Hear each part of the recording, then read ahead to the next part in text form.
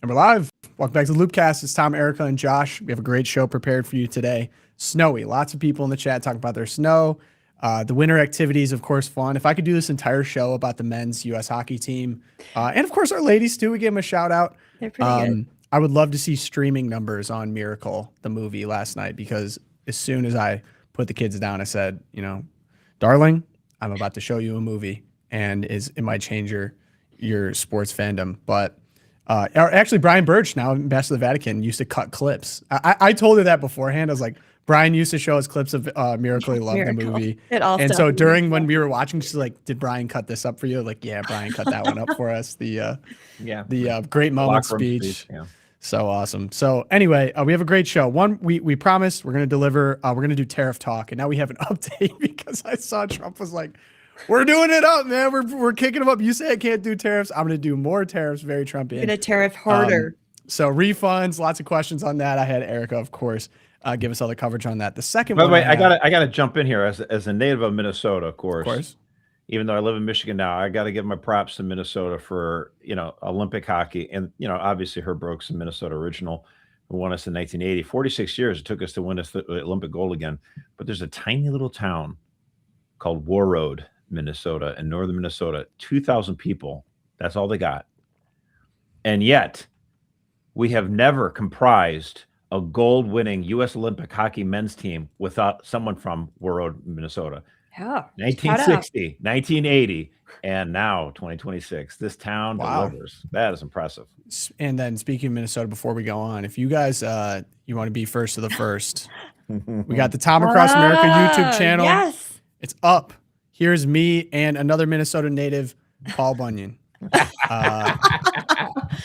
He was actually a Maine native, but that's all right. All right. Well, he resides in Minnesota, at least. Born in Maine, raised in Minnesota. There you go. There you go. And funny enough, this is actually just a normal sized guy. This is actually how short I am in real life. Short kings. Yeah, Brainerd, Minnesota, a cool -7 in the morning for the day of the competition. Yeah. Crisp. And here I am. Here's Simon and I in action. And then final, of course, You Betcha. And a nice You Betcha hat from good old Minnesota. So shout out Minnesota. If you guys want to be the first, we are actually going to be releasing that episode tomorrow. So go ahead and you can subscribe on the Tom Across America YouTube channel. We'll put it in the chat. We'll put it in the description. You can just look up Tom Across America on YouTube. It's still having a hard time coming up because we don't have video up. I'm going to have an intro video ready for you guys today. Hopefully I'll be uploading. You're building the tees. I like that though. You're building the tees, building the tees. I'm trying. I learned from the best, Josh. You got hook, line, and sinker on that. Still got it. Okay, so yes, and so tariffs we're going to get into. The second, a really crazy situation going on in Mexico right now. A member of the cartel, infamous, maybe one of the most powerful cartel members, was killed when he was being taken in by the Mexican government. So the U.S. provided intel. There are now tourists stranded in a lot of parts of Mexico. The footage coming out is really crazy, so we're going to be covering that as well. Good news, of course, then I get to talk about hockey because, man, what an amazing story. And then Twilight Zone, as we always have. So, and then I think we have a little State of the Union prep, Josh. We want to pick your brain on what Trump is going to say, what Trump should say, and then my friend has a good idea for something. So okay? Yeah. Okay. Can't Part wait. of the tease, as you say. Yeah, that's it. Okay, so let's get into it. Erica, what are we looking at? Oracle endorsement. We'll see. I don't know. We're going to find out. Okay. Stay tuned. What are we getting into for tariffs? Stay tuned. We are into tariffs. So this ruling dropped on Friday, right before the show. And like Tom said, we promised we will deliver. So on Friday, we got a 6-3 ruling, the alignment of the justices. We'll get into that the president cannot, in fact, impose sweeping tariffs under the International Emergency Economic Powers Act, which I will refer to as IEPA going forward, because how much fun is that to say? Very fun.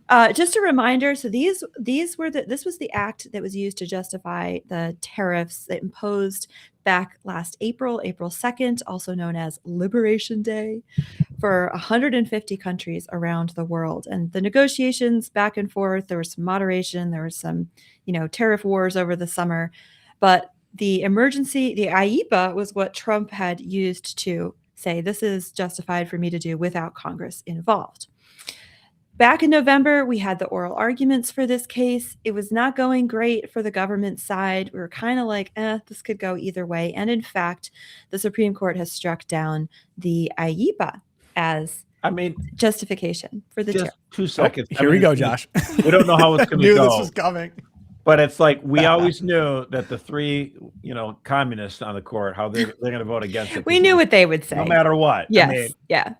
So the question, of course, was what will Roberts, Gorsuch, and Barrett do? And they, in fact, went with the three liberal, quote unquote, justices. And we got Clarence Thomas, Alito, and Kavanaugh holding the line and saying, in fact, IEPA was fine to use, but we'll get into that in a second. So bottom line, another clarification, Erica. It was sorry to do this to you, but it was narrow. IEPA is pretty narrow because it was under the justification that Trump used to utilize IEPA because he's now throwing on new tariffs. So what was the justification? Because I feel like that actually is a legitimate question, part of the story.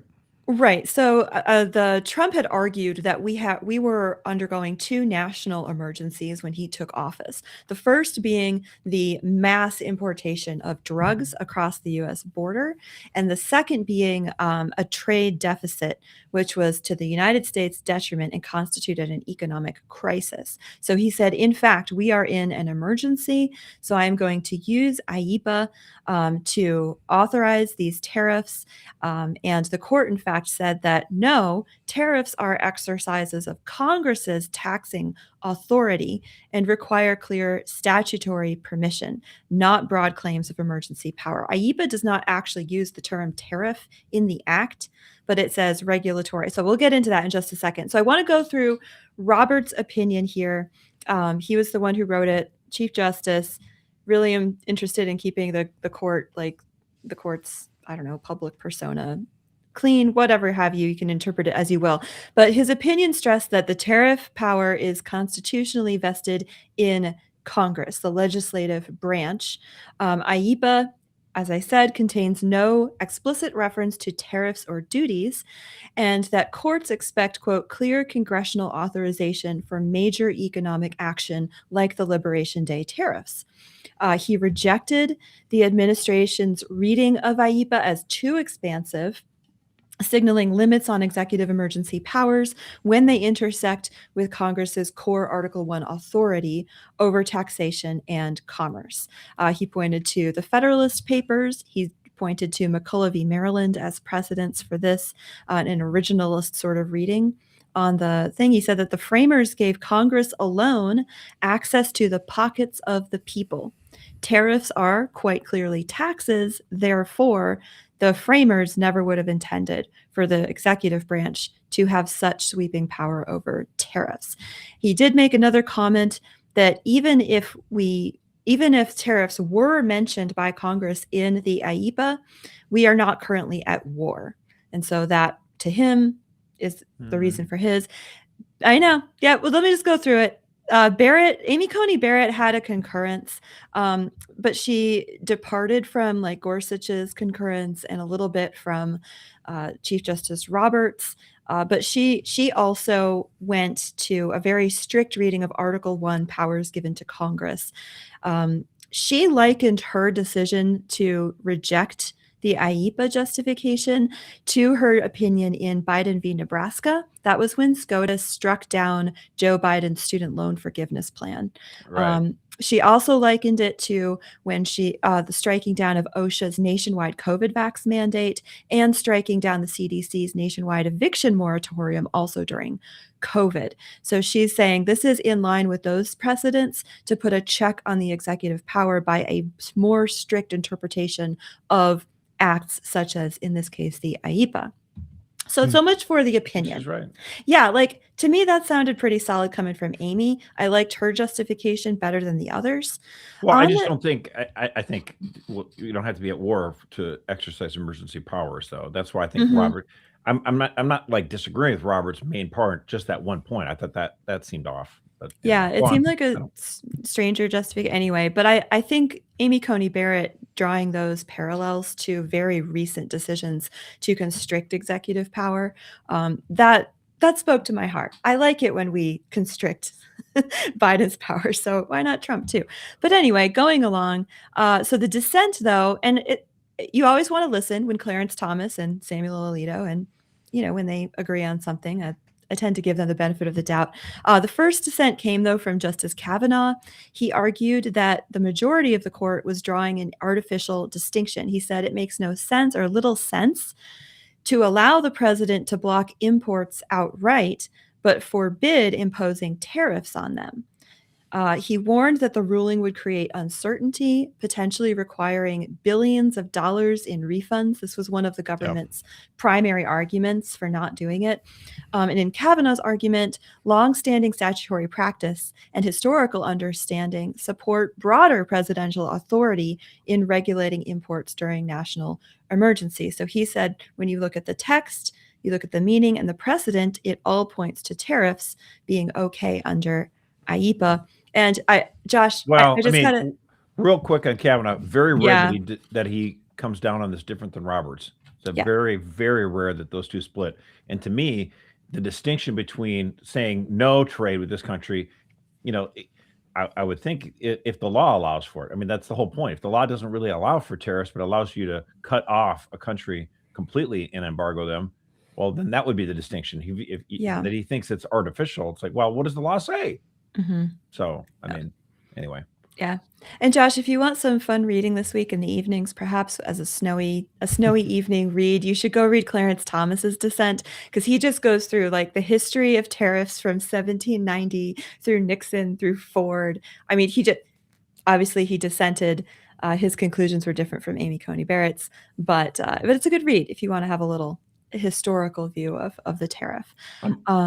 But the response, so Trump loved this, right? Oh, well, before you get into that, I want to get into Gorsuch real quick, because I thought I actually like tariffs a lot, as a way to protect domestic industry, to make sure that Chinese isn't flooding us with cheap goods. There's reasons why I like tariffs actually, so I'm inclined to like them, but that doesn't mean I think that Trump's use of it was correct. Does that make sense? Mm-hmm. So what I think many people feel that way. Gorsuch wrote, he goes, for those who think it's important for the nation to impose more tariffs, I understand that today's decision will be disappointing. All I can offer them is that most major decisions affecting the rights and responsibilities of the American people, including the duty to pay taxes and tariffs, are funneled through the legislative process for a reason. Yes, legislating can be hard and take time. And yes, it can be tempting to bypass Congress when some pressing problem arises. But the deliberative nature of the legislative process was the whole point of its design. Through that process, the nation can tap the combined wisdom of the people's elected representatives, not just that of one faction of one man. Their deliberation tempers impulse, and compromise hammers disagreements into working solutions. And because laws must earn broad support to survive the legislative process, they tend to endure, allowing ordinary people to plan their lives in ways that allows ordinary people to plan their lives in ways they cannot when the rules shift from day to day. In all, the legislative process helps enable each of us to have a stake in the laws that govern us and the nation's future. For some today, the weight of those virtues is apparent. For others, it may not seem so obvious, but if history is any guide, the tables will turn and the day will come when they'll be disappointed by today's results. We'll appreciate the legislative process for the bulwark of liberty that it is. So I just want to give a shout out to Gorsuch on this one, because you almost never hear anything good said about the legislative process, because in many ways it's been broken down and has been dysfunctional so much over the last few decades. But the idea of a legislative body where you're supposed to incorporate all the different things, like, okay, well, how's this going to affect the people who grow sugar beets in Louisiana? And how is it going to affect the guys who... Oh, Josh is gone. He was having a brilliant moment too. Yeah, and I think right, there he is. There he is. Okay. I was done anyway. Go on. Wait, I would like I think you're making a good point, but would you? So you're saying in principle you like the highlight of the legislative branch being the third branch of government and being effective and equal in some ways to the judicial and executive. Not equal. I do not believe in three co-equal branches of government. I believe I'm sort of Hamiltonian. I like the energy in the executive, and then you've got the legislative branch, and then the judiciary is very, very tertiary. It should not be. They're not co-equal. Okay, so but I think you would acknowledge that that's not the case right now. Oh, no, of course I think I agree that that's not the case. Right, and then also that Trump is largely governed through executive order, which we can say for better or for worse. I mean, there's no doubt on that. So you're just making it like a in principle argument that you would like the legislative branch to return to its prior glory instead of having it have to be so executive focused and so judicial focused. I do, and I what's going to end up happening, I think, because of this, is that Trump is going to find more laws. I mean, here's the thing people don't understand about this. There are laws in the books that are, in some cases, hundreds of years old that you can deploy. Yeah. So I would not be surprised if, there's a bunch of nerds at the Department of Justice working full-time job, looking for loopholes. Yeah, I mean, not loopholes, but actually, like old law.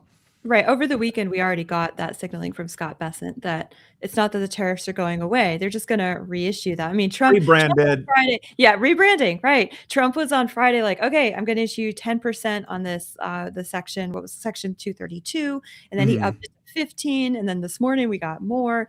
But Trump was not thrilled. Yeah, he was tweeting up a storm. We got multiple tweets. Some of them longer than others. Here's the thing that we do have to examine, of course, the constitutional issues at bay here, but we also live, in a political environment, in which case, Barack Obama's signature presidential legislative achievement was given the thumbs up by John Roberts and the Supreme Court. Yeah, and the chief landmark economic agenda of Donald Trump here is given the thumbs down. I mean, whether or not you can make the case that both are completely fair by the reading of the Constitution, and that may be true, but that may not be how voters interpret this. I'm just saying. Yeah. We'll see. Now, we could also get a thing where Trump enlists other tariffs, on through other laws, and then the court gives the okay to that later on. That might be what happens. That seems to be what's happening. And I guess the big question, Erica, I'm not sure how much you've looked into it, is the refund question, because we now have billions of dollars in the Treasury Department that I guess can't be kept by the Treasury Department. It has to be sent back. How would it get sent back? Who would it get sent back to? Like, what would that even look like? It's all a big question mark at the moment. And one of Trump's big complaints at his press conference on Friday was that the court gave no indication. They didn't even really address the issue of what would. Why would he complain? I don't know, because now he can decide. And then it would be worse if they said, now you have to give the money back. That would be terrible. That would be terrible. But he used it as a complaint. But what he's saying, I know. But what will happen is they will end up in court for the rest of his presidency. This will all be litigated in court. We already have firms that prior to the ruling have filed. We have hundreds of tariff refund cases since last April. We've got J.Crew, Illumina, Dole, Diageo, Costco, Luxottica, Revlon. I use Revlon. So yeah, I'm invested. No, just kidding. But it was a lot of these have already entered the court system, and they're just going to be litigated too up the wazoo. There's also some smaller firms, and of course, there's going to to get be rid a of rush the litigation on that. Send it out. That's right. Send it to the American Turn people. to the head of the IRS and say, cut a check to every American for $2,000 by Friday. Yeah. Boom. And be done with it. It'd help with the midterms too, if people remember. But yeah, spend it, then you don't have it. But that's definitely a big question mark, Tom, and not a lot of answers there at the moment. But as you said, there's probably some nerds with full-time jobs on how to.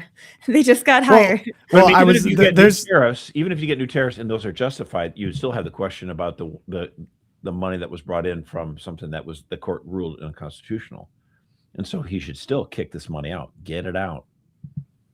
Yeah, there's controversy right now because Howard Lutnick's sons took over his trading firm or whatever, and they put out something.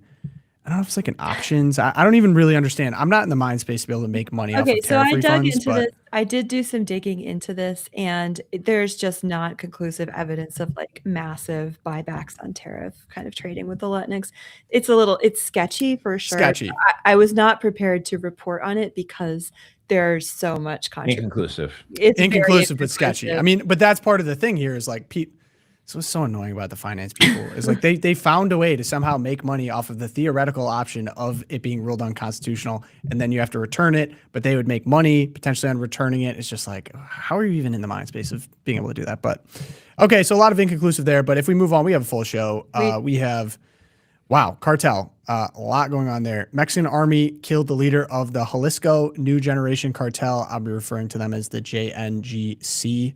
El Mencho, as he is known, on Sunday, decapitating what had become Mexico's most powerful drug cartel and thrusting swaths of the nation into chaos. I have some of the footage coming out. It's really, I mean, shocking stuff.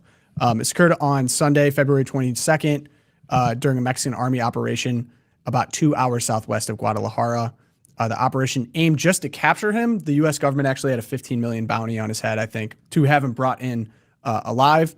But he was wounded in a shootout with the troops and died en route to Mexico City for medical treatment. He was 59 years old. He founded and led the CJNG around 2009. The cartel has been a major player in trafficking fentanyl, meth, cocaine, and other drugs into the United States.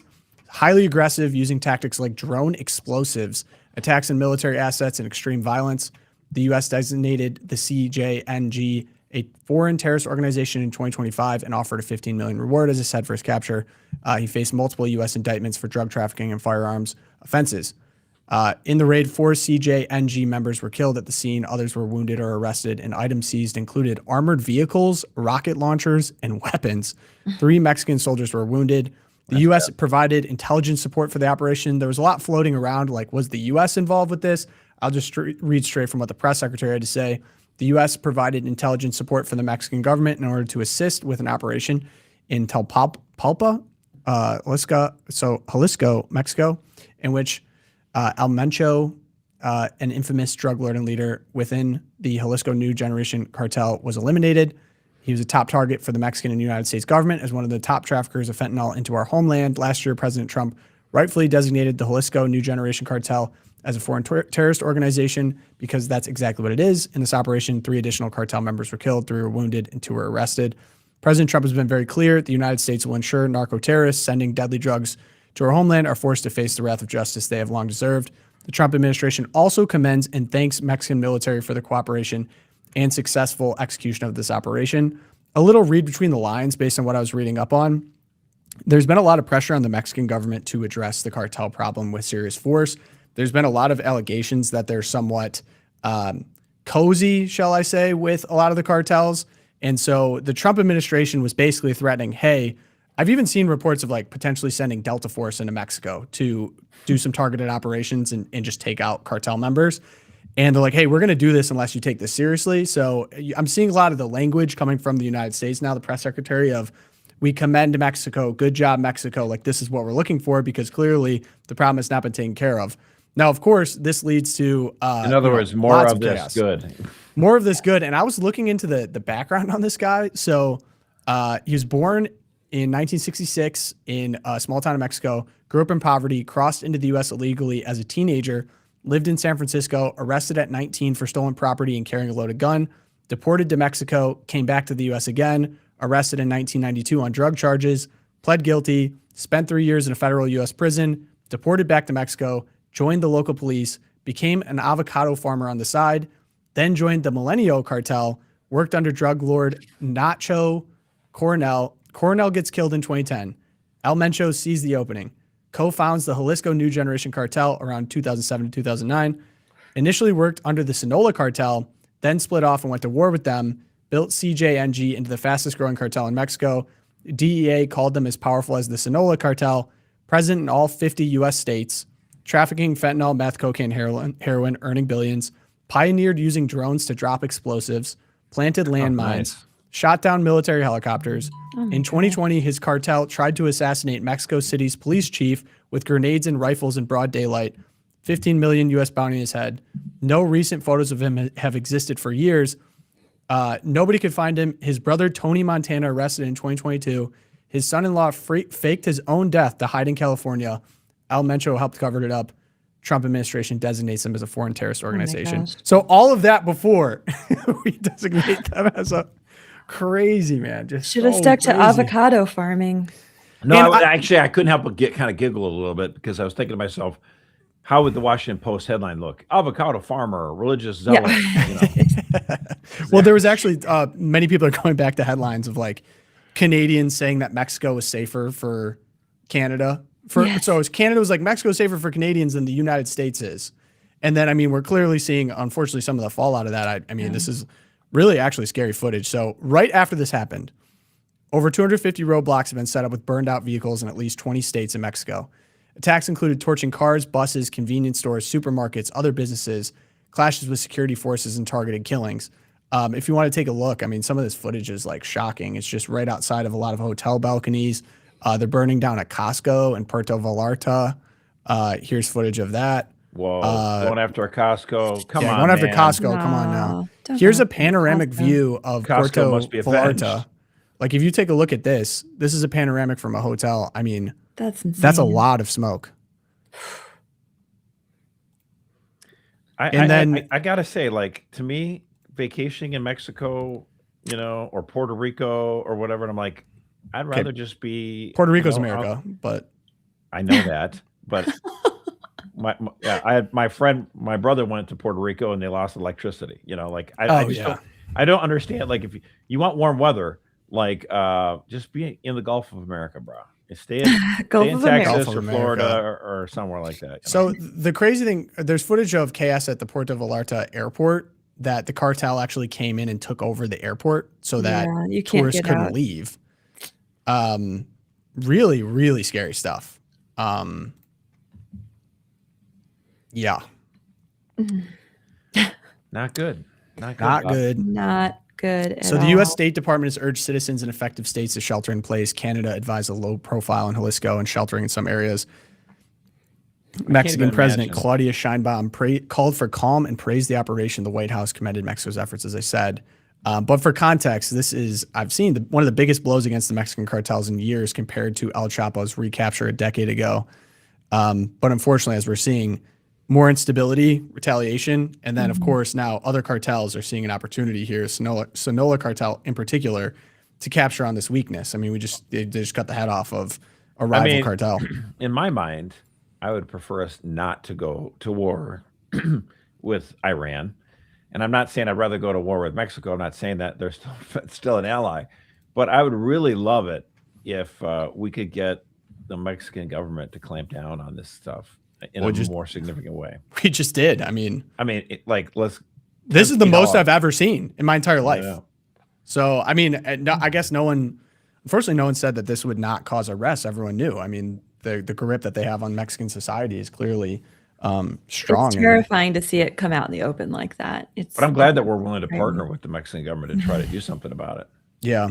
It's crazy to see, like, a lot of people are sharing footage of Mexican cartel, like what they share out of themselves. And they have armored vehicles. Like they said, what was taken in this were rocket launchers, armored vehicles, you know, heavy weaponry, heavy, like stuff that you would just not be able to get by yourself. I don't know where it comes from. There's like lots of allegations of like the CIA somewhat being involved, or maybe they take over what we give to the Mexicans. I don't know, but it's crazy how heavily armored they are. I don't even know how that happens, but pray for Mexico. The cartel needs to be rooted out and demilitarized and remove root and branch. Yeah, let me share. I saw a actually Catholic priests in Jalisco climbed up on their church roof and brought the monstrance. Yeah, that was intense. Pretty amazing stuff. Yeah. Let me see if I share that. It's like, this is just kind of a part of life down there. Yeah, here's the bells. Very loud. Yeah, he's blessing the city with the monstrance. He's holding it up, and praying over. Crazy. Yeah. Yeah, pray for Definitely Mexico. pray to Our Lady of Guadalupe for the people of Mexico. Definitely. Amen. All right, bring me up. What we got? Good news. All right. Well, one of my good news is going to go with the hockey, I think. So, but then one is just the bones of St. Francis are now on display in Assisi for the first time in history. They exhumed the bones because that's what Catholics do. We're like, how are we going to celebrate 800 years since the life of St. Francis? I know. We'll dig up his bones and put them under a glass case, and you can go look at them now. Look at that. Those are the bones of Francis of Assisi just happening right there. So again, this is just my little good news. We're Catholic. We do weird things like look at bones. to celebrate our saints. I love someone it. clip that. Someone clip that. We're Catholics. We do weird things. That would apply to it quite a bit. That's So true. if you're in Assisi this year, lucky you. Go check it out. Wow. So Sick. cool. 800 years. That's a long time. It's like, yeah. So- And is Okay. yours going to be U.S. hockey related? Okay, as well? mine's hockey related. This is like Erica's spin on U.S. hockey. How much I love this, but apparently, so someone asked Jack Hughes what they were going to bring to the Olympics and all that. So turns out that Jack Hughes, who made the winning shot, he's a big reader, and in October, he and his brother announced the launch of their Hughes Brothers Pucks and Pages program. So he and Luke have a program to get kids to read better literature. And the book he brought to the games in his bag, his duffel, is the Odyssey, Homer's Odyssey. Do you think it was the new version put out by the feminist author? Oh gosh, I hope Probably not. No, not Jack. No, that's like hockey bros don't read the feminist Odyssey. Oh man. No. Are you excited for do you think the Christopher Nolan one's going to be good, Erica? Or are you going to be able to handle it?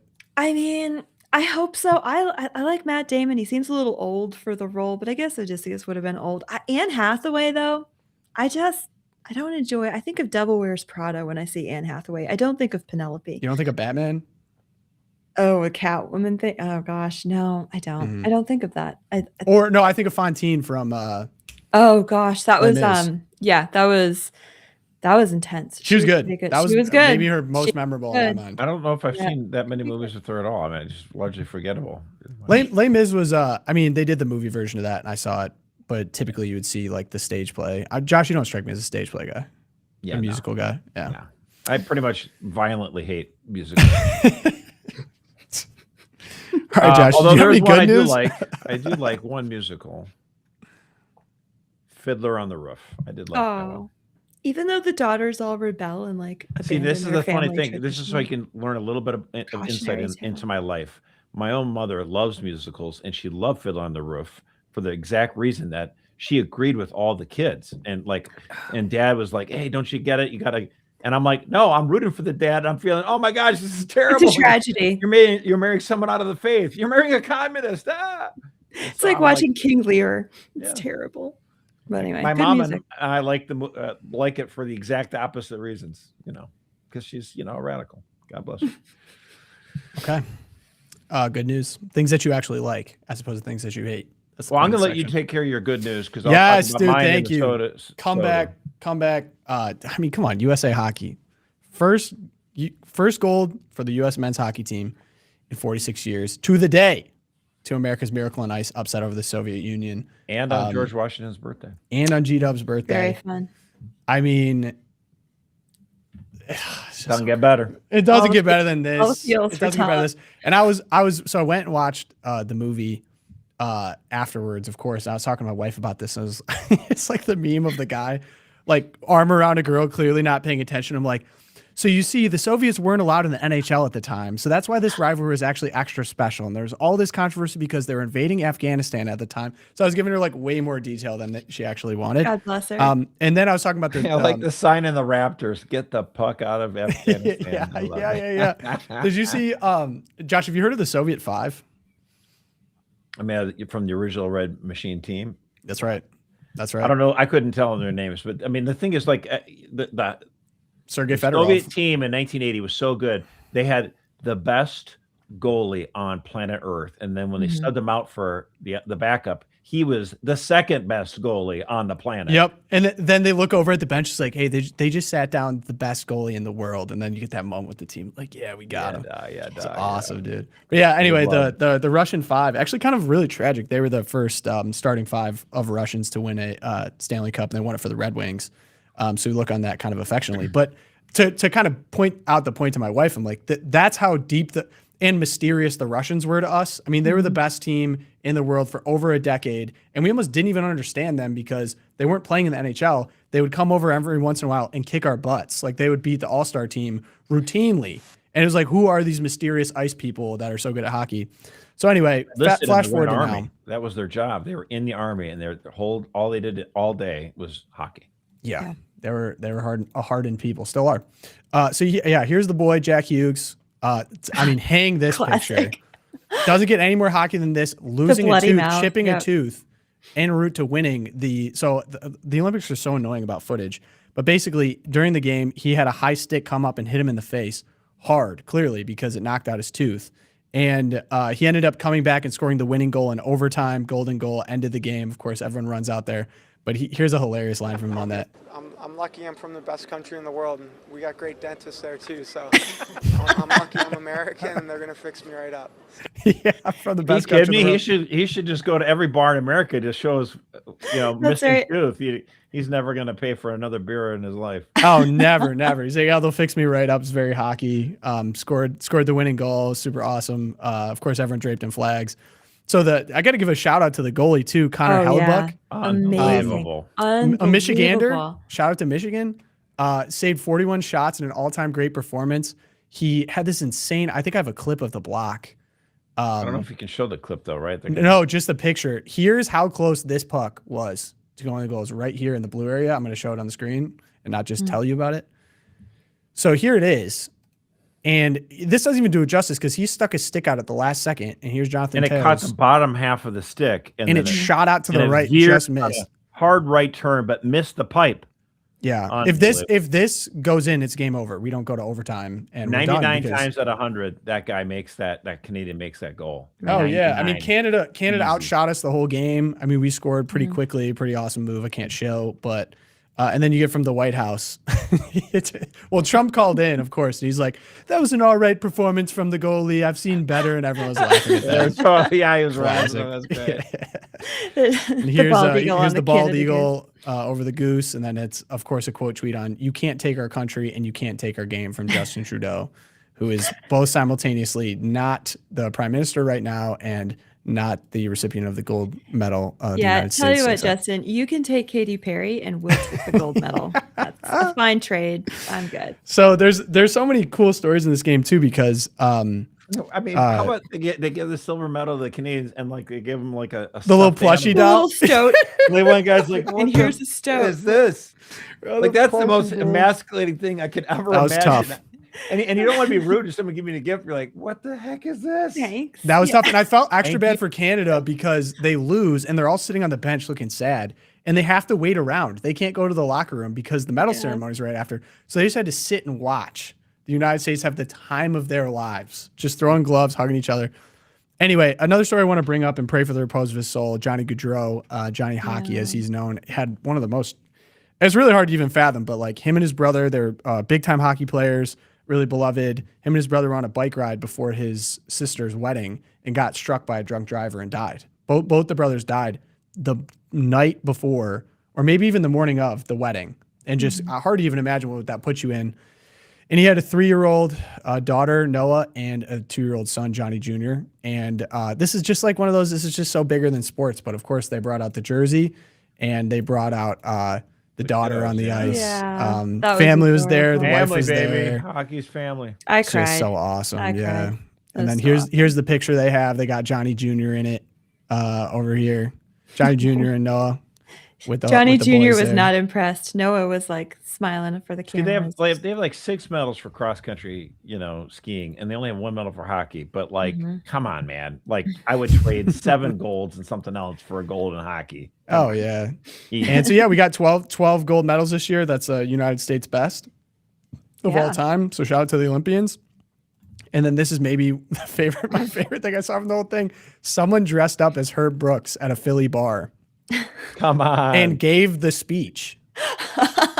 Burn here tonight. 1 game, 1 overtime. If we played them 10 times, they might win 9. But not this game. Not tonight. Tonight, we skate with them. Tonight, we stay with them. And we shut them down because we can!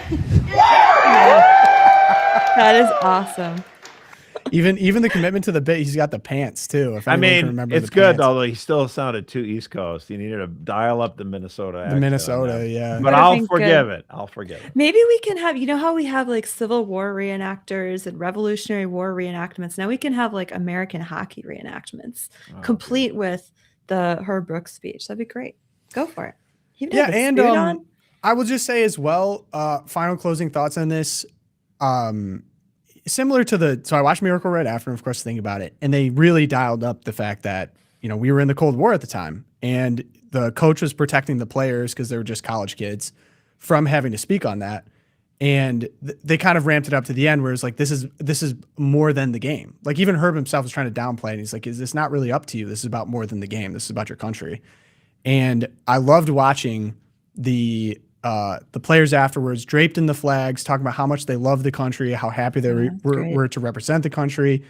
And because it is a win for everyone, there's like a lot of crazy things going on right now, but especially now's as good a time as ever to like for national pride and we can come together and accomplish something great. The girl who won the figure skating medal, she got the gold, and a lot of people were like, "Yeah, this is awesome." Even conservatives and the liberals, like, she's totally woke and totally left wing. And we're like, that's fine. I don't care. Sports are unifying, and she said great things, and she said her love her country. Why wouldn't I cheer for her? Like that's the whole point. Like we cheer. That is the whole together. point. And the left thinks politics should trump everything. That's where they're a little diseased. Mm-hmm. Yeah. It makes life less fun. And just quick pause on good news. Cash Patel was partying with the team afterwards. I was hoping we could get through this without Cash. I ended good news. Cash Patel. If everyone was like, the funny thing about it, because he was drinking beer and kind of being juvenile, which is like, it's fine. Like you want to have fun, fine. But if he was doing a great job, no one would care about this. Because he's doing a terrible job, the president just sent an attempt on his life. Mexico's on fire. And the Epstein files are still around about. It's like, really, dog? Like maybe we could have skipped out on the private jet ride out to Milan to go party with the boys. Like, I'm glad he had a good time, but I'm like, I just have to say it. I'm like that. Yeah. Didn't love seeing my FBI director doing that.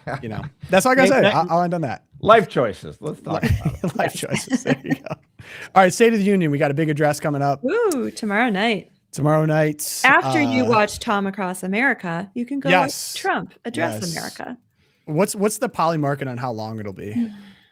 I'm taking the over. Yep.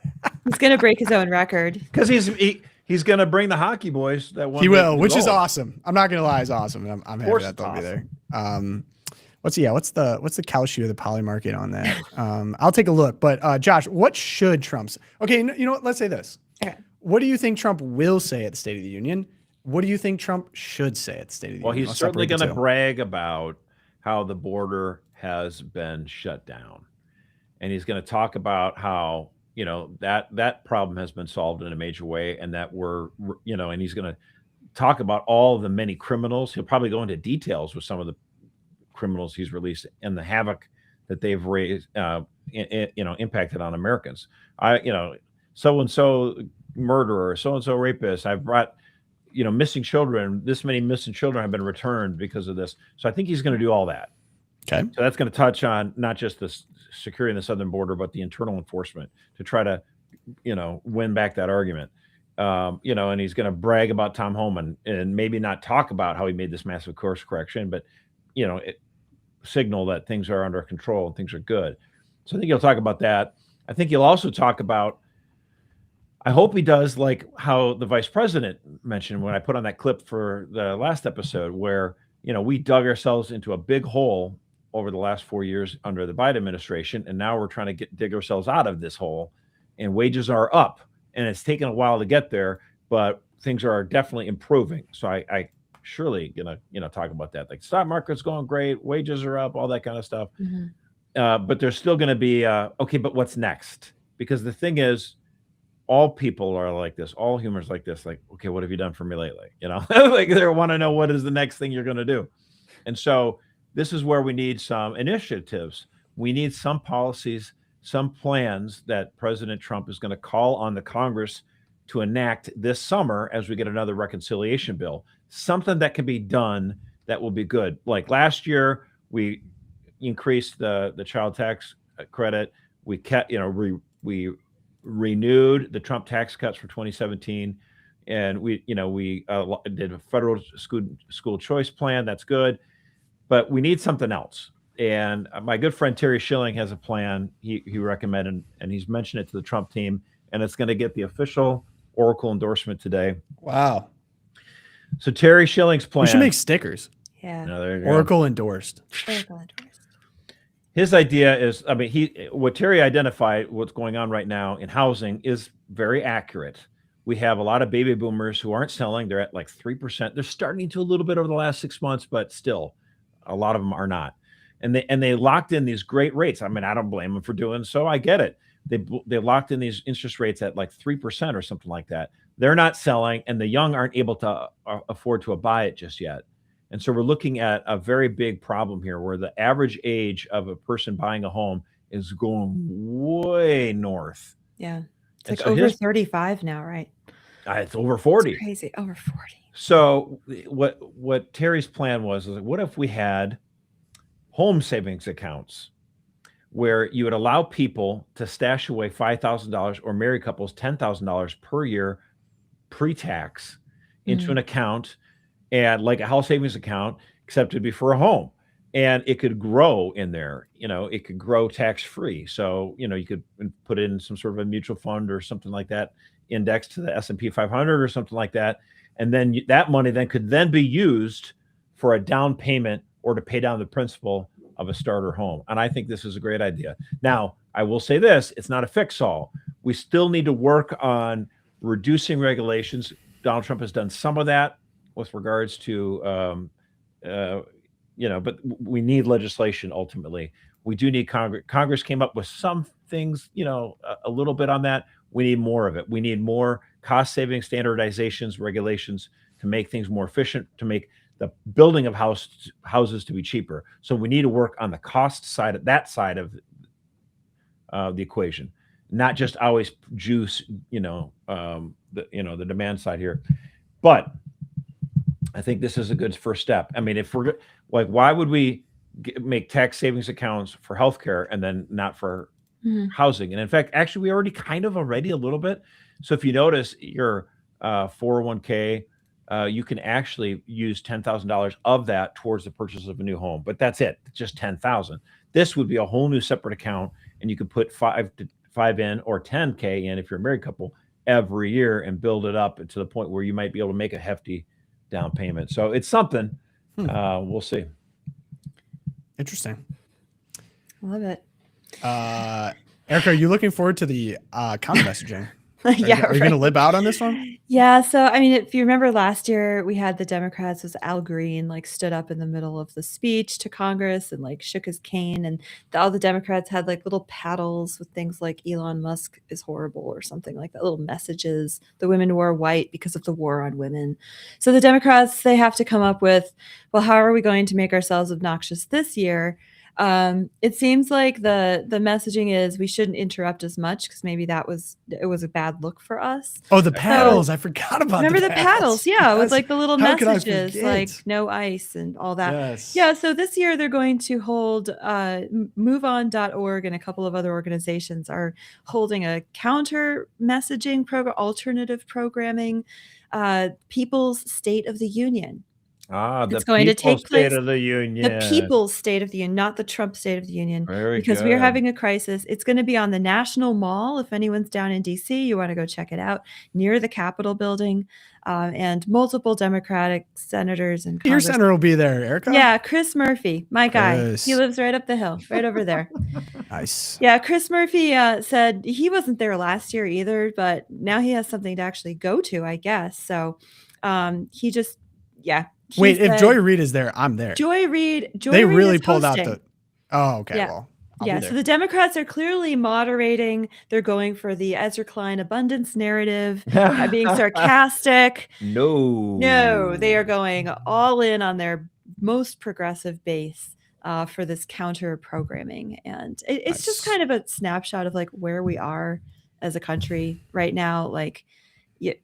There was a time, Josh, if I'm wrong, tell me, when, you didn't like the president, but people who were politically interested would watch the State of the Union to like hear the guy talk. Like my parents watched Bill Clinton's State of the Union mostly. And so like, but now if you don't like President Trump, you have to go to the counter programming. You're not even going to like listen to what he has to say. It's pathetic and sad, but all right. So for those who care, I have now down to the important stuff, how we can make some money. How long the State of the Union will be on Polymarket. Okay. All right. I'll have you take a guess. Here are your options: under 60 minutes, 60 to 70 minutes, 70 to 80 minutes, 80 to 90 minutes, 90 minutes, 100 plus minutes. One is has the majority of percentage of people voting that it will be that long. Any guesses? I mean, the over-under is 100, really. Over I don't know why 100. we're doing these. 100 plus. Over 100. 40% at 100 plus Yes. right now. Yeah.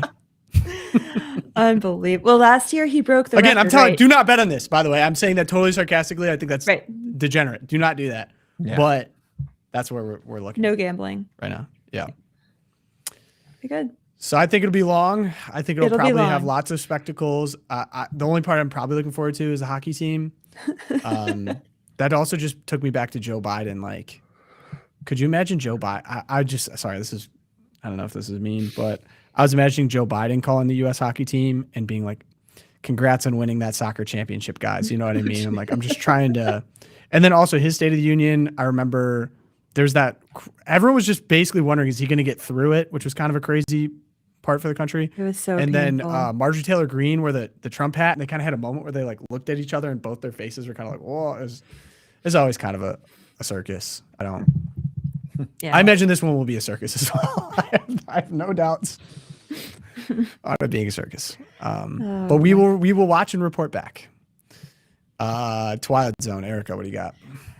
Yeah, so just to briefly mention that there was a third assassination attempt on President Trump over the weekend, but you wouldn't know it to look at the headlines on mainstream media. I think National Review had a headline about it. I saw, obviously, Zeal covered it. But apparently assassination attempts are just normal. So a man named Austin Tucker Martin, 21 years old, he was shot and killed by the Secret Service after he entered Mar-a-Lago at like 1:30 in the morning on Sunday. He appeared to have a shotgun and a can of fuel. He was confronted by the Secret Service, and instead of dropping his weapon, he raised it in like, I'm going to shoot gesture. And so they took him out. So pray for the repose of his soul. But also, like, people are still trying to assassinate the president. We had the near miss at J.D. Vance's attempting to enter his home. The president and the first lady were not there, just like J.D. Vance was not at his home at the time the assassin tried to enter. But this is ongoing. It's not gone. But again, you wouldn't know it to look around. Okay, but my actual Twilight Zone, Gavin Newsom, he's still making the rounds. And wow. Boy. He had... This is genuinely one of the craziest. How does he keep doing it? It's stunning every time. And I followed this guy for a very long time. We have followed him for a long time. It's just every time he opens his mouth, it gets crazier. I'll just play it. Please don't even set it up. It's just so unbelievable. I'm not trying to impress you. I'm just trying to impress upon you. I'm like you. I'm no better than you. I'm a 960 SAT guy. and I'm not trying to offend anyone, trying to act all there if you got 940. But literally a 960 SAT guy. I cannot, you've never seen me read a speech because I cannot read a speech. Maybe the wrong business to be in. Who is you, Erica? That is an assemblage of Black men and women in California. So this was a Black History Month event that he spoke at. So he's speaking specifically to a crowd of Black Americans. Slowly, so they can understand him, apparently. He's just like them. Just like you, I can't read. I can't read. Gosh. I'm a 960 SAT guy. That is the craziest Well, thing I've ever seen. To give him the best possible. All right, give him, please. Give him a charitable. What he means by he can't read is dyslexic. I don't think Ah, he's there you necessarily go. saying Yeah. that everyone in the audience can't He's illiterate. read. Okay, Right. thank you for that. Thank you for that. Although on Twitter he was like, I think someone said that he couldn't read graphs, and then he's like, "Yeah, wow, you're stooping so low because I have dyslexia." It's like No. illiterate Oh, doesn't that mean was Ted Cruz Cruz. called him historically illiterate, and he goes, Yes, making yes. fun of me for being dyslexic. He's like, I didn't know you were, That's- and that's a different concept altogether. What are you Yeah, getting historical at? illiteracy You're is dumb. not dyslexia. Dude, it's just Um, every time he pops on my screen. Yeah. I think Crazy. dyslexia is Gavin Newsom's only victim status in the intersectionality war. So he's got to like hold it out there all the time. It's true. Otherwise, he's pretty privileged. Yeah. And then we got He's this. a super wealthy kid. Yeah, he was super super rich. wealthy. Yeah. Getty Museum, the Getty family. His dad was the lawyer for them.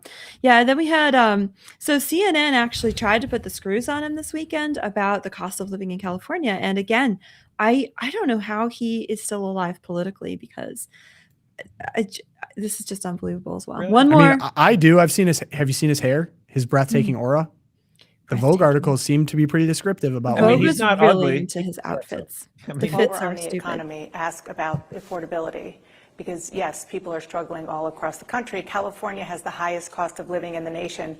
The state's prices are 11% higher than the national average. We were actually out to dinner here in Nashville last night. We met a couple from California. They moved out of California because they couldn't afford the rent or even to buy a home and also start a family. Yeah, we've had hundreds of thousands of people move in California the last 2-3 years. We've seen population growth. Not as you know, many we as moved moved from out. 6th to the 4th largest economy in the world, and we dominate now in every key industry, from AI, quantum, robotics. We dominate in ag, we dominate forestry, People we are dominate struggling in to afford things manufacturing. like your mom was. And that's why we did $11 insulin. While we're on the economy, ask That was his only answer. And that's why we right, have but 11 you're coming at this the wrong way. Okay, explain to me, Tom. Because you're thinking that this is a logical conversation you have with another human being. Yeah. That would be like, hey, I ask a question, I'd like an answer to said question. Yeah, and you when got you don't me. get answer to said question, that's frustrating. But we're dealing with a politician here. And politicians answer the questions that they Consummate hear in their head that they want to answer instead of And answering said question. You're much closer, but can I even go a step further? Go a step further, Go, Josh. Take me take there. us farther. CNN's like, you have the ability to become the next president, but everyone's going to be worried about your number one liability, which is that everything is super expensive in California. No one can live there. They're all fleeing. So CNN's like, please come up with some BS answer that will help make the voters happy enough that they'll vote for you. Otherwise, we're going to have to go with somebody else. That's what that's all about. This is like the brain she's meme. just like trying to please give That's me some Galaxy really brain. good clear answer. This is Oh, the that's, bean. that's absolutely what it was. This is the brain meme. It's like the normal brain, that the brain gets a little bigger, and then it's galaxy brain. Like that, you just hit galaxy brain there. Yeah. That Dana Bash is like begging him to Dana come up Bash. with the answer that would hit it out of the park. And there's probably there's definitely a better answer than $11 insulin. Yeah, Let's just say it that there's way. $11 insulin. So if you're Like, diabetic, oh, you should man. move to California. Is that what that? But I'm just like you. I can't read. I'm just like you. All All right. So, I mean, Josh? real quick, Twilight Zone. I mean, really bad weekend for Canada. Not only Yeah. did they lose in the Olympic gold to the United States, both in the women's and in the men's hockey. and our But then fourth the most popular Toronto sport. Globe and Mail came out with a news story saying, oh, guess what, guys? Out of nowhere, Canada has become poorer than Alabama. How is that possible? Out of nowhere? What? Out of nowhere. You've committed wrote economic that headline? suicide for the last 10, 15 Hey, years. and I You've don't won- like Alabama being used as a punchline here because there's actually like a lot of good like space activity going on in Alabama. Like that all goes out of, isn't it Mobile? Where we have all our like rocket scientists. there. Huntsville, right? Yeah, Huntsville. Yeah. Hey, their Right. education stuff it's not a Mississippi miracle, but it's surpassing We're the getting blue there. states. Yeah. Well, Yeah, that's don't the be talking thing is that bad everyone Alabama. thinks about the deep South as look at how folks from Alabama now look at Canadians. I love it. So, I mean, the idea here is, and I know about this growing up in Minnesota, people in Minnesota look down their noses at people from Texas or the Mhm. South, like, oh, man, we're so much better than you. And Canadians are like that 1,000 times over. That's why Minnesota is like Baja Canada. But I mean, but the Papa Canadians now, Canada. this idea that anything that Alabama would be richer than them, like backwoods, hillbilly, rednecks, America. and they're running circles around you economically. That's just I love to see it, and I'm here for it. I'm not in any way. Make sure everyone listening. I love the good people of Alabama. Yeah, I was gonna say, absolutely be love careful. it that they're Mhm. spiking the volleyball, or actually scoring the touchdown here in the end zone against the Canucks. This is great. Yeah, I saw X after the United States wins anything in sports is just the best because I think it was like, oh, we snatched your sport chain. We beat you in our 4th most popular sport, and it's your only sport.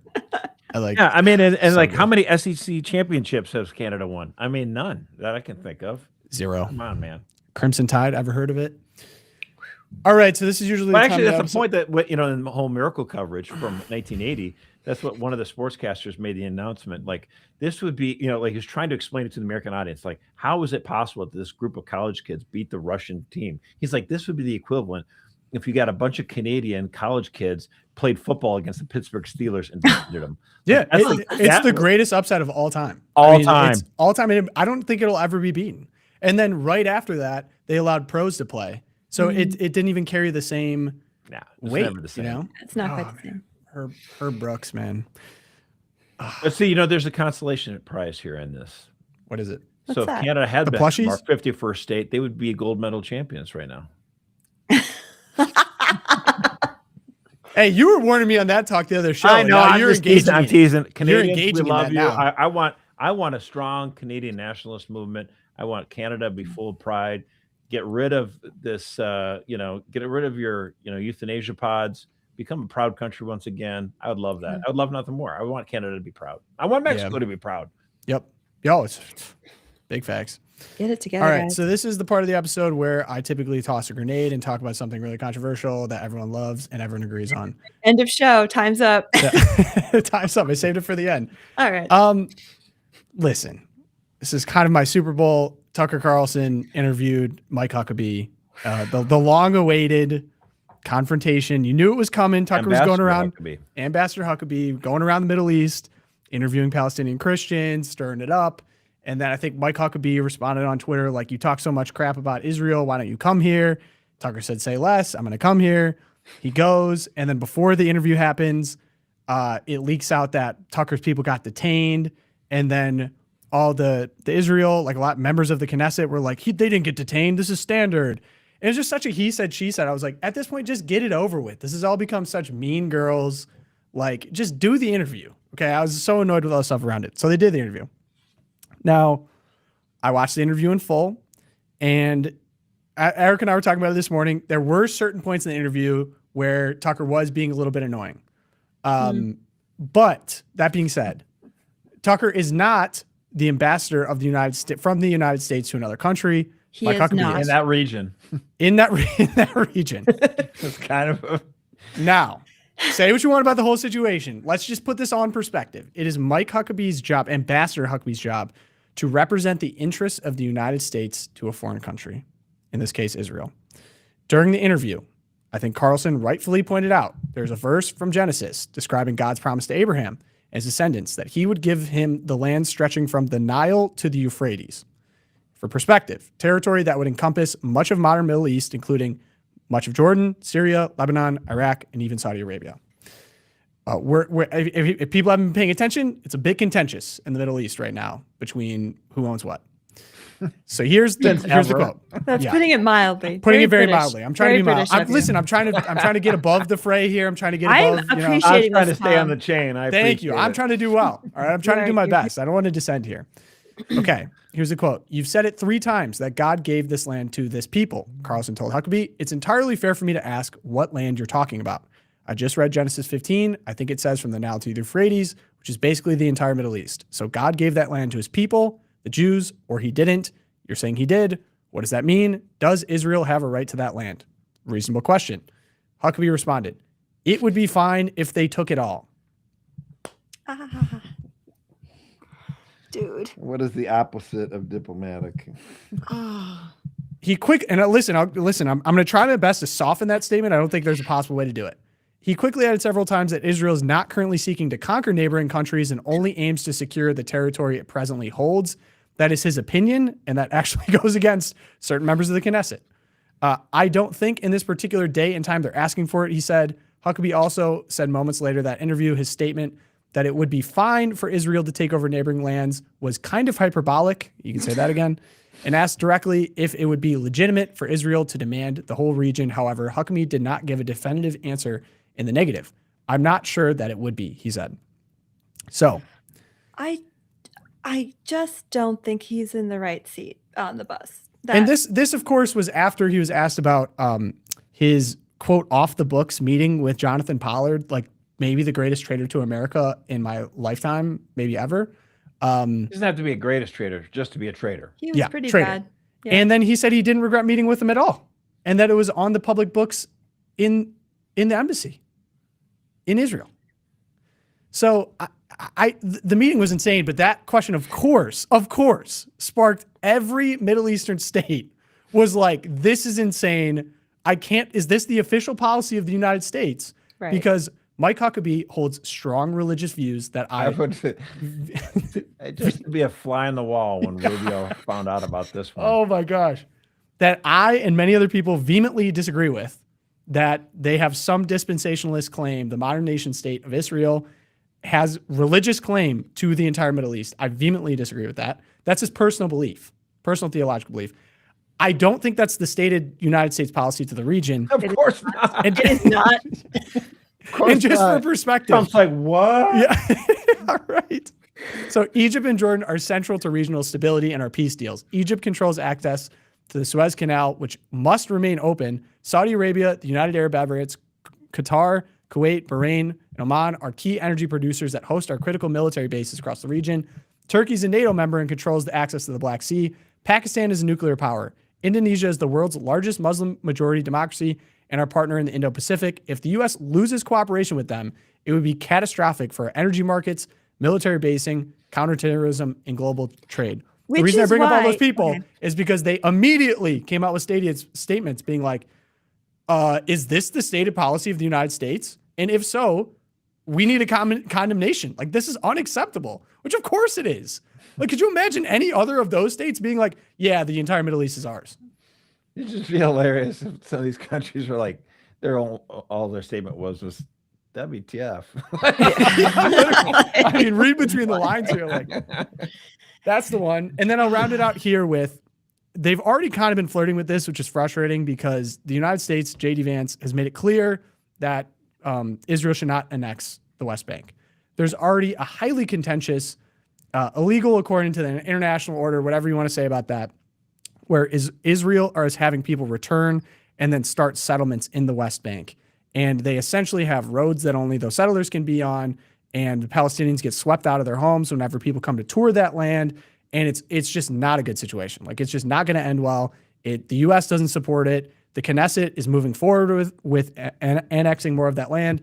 That land, of course, belongs to Christians, like Christians that have been there for thousands of years, beyond anything else. So I don't know. I think we got to address this is all I got to say. I don't know where to begin, but Erica, if you had something you wanted to say, I don't even know what to say. No, I think I was just going to touch on the West Bank stuff, but like it is how can an ambassador for the United States be so disconnected from the obvious preferences of the administration that he represents? Like we were talking about, when Brian was nominated, this was over a year ago. He came to the All Staff and he was talking a little bit about, what's going to be expected of him. This is over a year ago. What's going to be expected of him as an ambassador? And he's like, I'm getting calls from people, from Catholics being like, oh, can you talk to the Pope about this Catholic issue? Can you talk to the Pope about the Latin Mass or something? And he's like, no.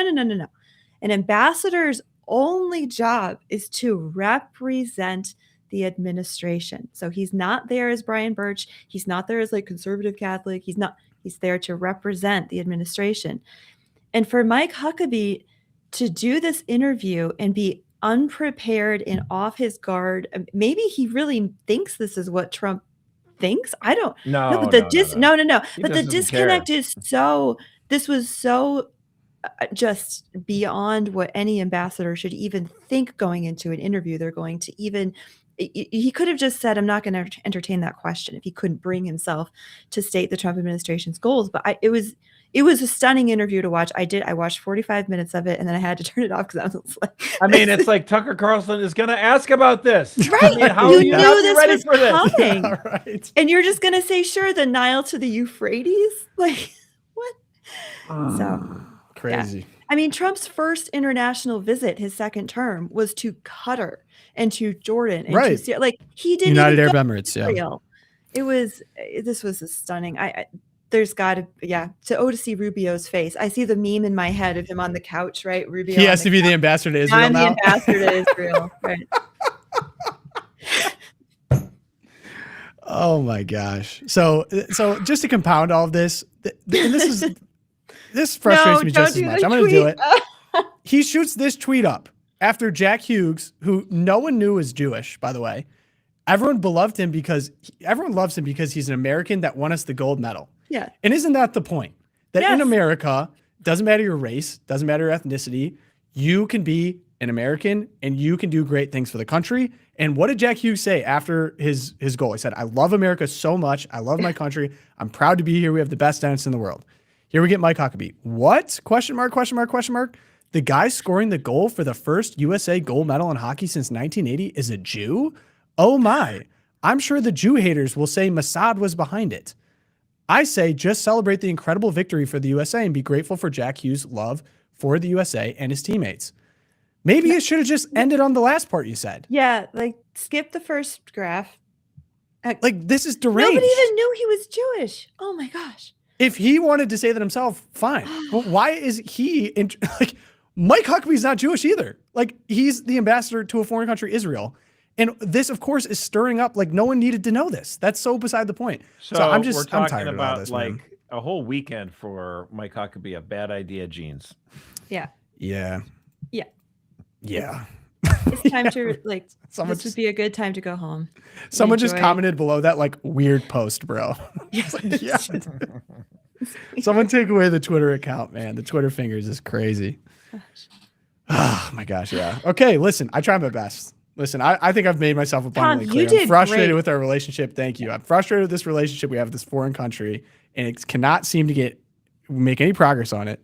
And then I think that this is an impediment to that. So I try my best. No, I mean, I saw some of the memes are great. It's like, going into the doctor's office. Do you have any history of mental illness? Well, my uncle's a dispensationalist, so.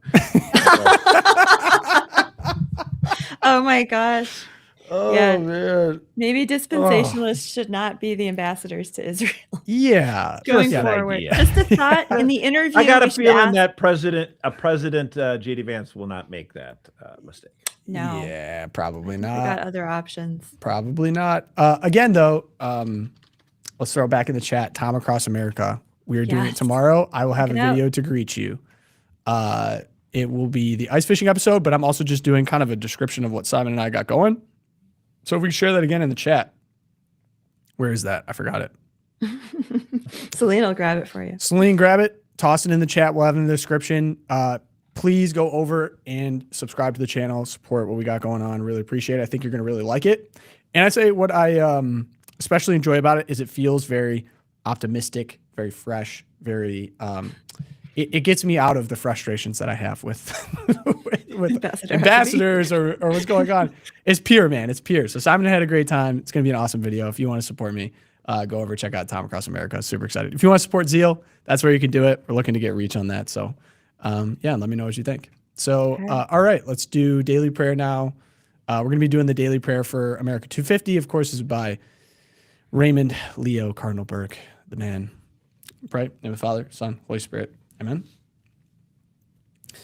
O Sacred Heart of Jesus, King of heaven and earth, I place today my nation, the United States of America, into your heart, pierced for love of us. On the 250th anniversary of the Declaration of Independence, I acknowledge that true liberty is your gift and that our lasting homeland is the eternal kingdom of God. Under the mantle of Our Lady of Guadalupe, patroness of the Americas, and through my intercession of her Immaculate Heart, bless my homeland anew, purify her from sin, and guide her leaders in truth, justice, and peace, so that she may safeguard all human life, respect the integrity of marriage and the family, and honor the practice of religion. reign in my home and in my nation. Draw every heart into communion with you, that your love, truth, love, justice, mercy, and peace may triumph in America and throughout the world. Amen. St. Thomas More, St. Fidelis, Our Lady of Guadalupe, pray for us. Especially pray for Mexico. Pray for peace for Mexico, especially on my mind as we've seen these videos. So great episode, gang. We'll catch you guys on Wednesday. And then